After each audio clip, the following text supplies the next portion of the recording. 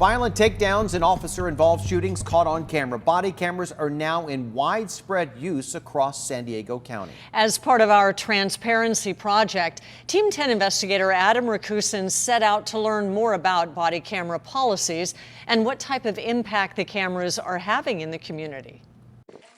Stop right there and let's talk. Sheriff's Department! They're some of the most controversial. Okay, I don't want to put hands on you. You're walking away from me. Show your hands. And impactful moments. Please, I'm not resisting. Roll over, dude. No! Of police officers' interactions with the public. Hey, they're right here! I didn't do anything! Hey, calm down! Calm down! Under a new law, many of these once secret recordings We're done, dude. are now being released. Let's go! Get the girl! Body-worn camera is, in my opinion, it's another piece of evidence to what occurred. Rob Samuels is the sergeant in charge of video analysis for the San Diego County Sheriff's Department. Under Senate Bill 1421, a law enforcement transparency law, the Sheriff's Department released more than a dozen body-worn camera recordings. The recordings are the end product, capturing moments that could be used in court to prosecute a suspect or sue a department.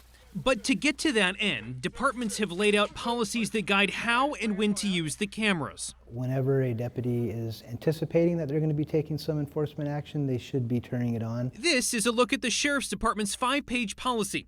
It covers everything from training to camera position, when and where to record, and rules for reviewing the video. Deputies are not required to tell people that they're recording, but sometimes they can if they choose to.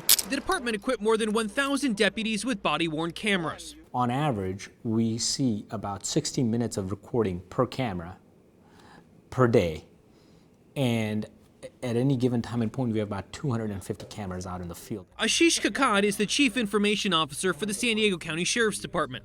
He says deputies are allowed to review body camera recordings, but only their own. Access is extremely limited. It's very much a role-based access. What is your role? What are you doing? What is your function? And based on that function, your appropriate access is determined. Kakad says no deputy has the power to edit or delete video.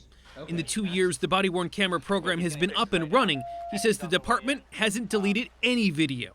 The heads of the program believe it's been a good thing, but are cameras really doing anything to bridge the gap between the public and the people they serve? You won't really ever know what it may have prevented in the way of a complaint. We wanted to see what's happening in San Diego County, if body cameras changed how law enforcement interacts with the public.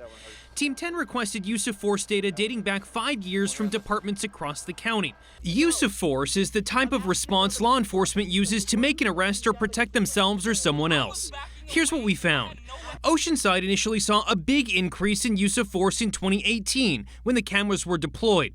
This year, use of force numbers show a giant decrease. In the 3 years since El Cajon deployed body-worn cameras, use of force increased. In San Diego, a 2017 report showed since officers began wearing body cameras, there was a drop in complaints and allegations, fewer instances of high-level force, and de-escalation of some situations.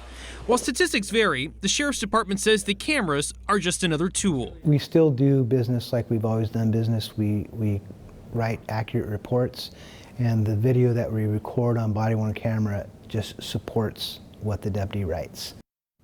And there are mixed studies on the effectiveness of body cameras in use of force. A 2017 study from the University of Nevada, Las Vegas found police body-worn cameras in Vegas reduced reports of misconduct and use of force. That same year, another study was done by a different group in Washington, D.C. and found that body-worn cameras had no detectable, meaningful effect on documented uses of force. We put what we found on our website. You can check it out yourself. Adam Rakusin, Team 10.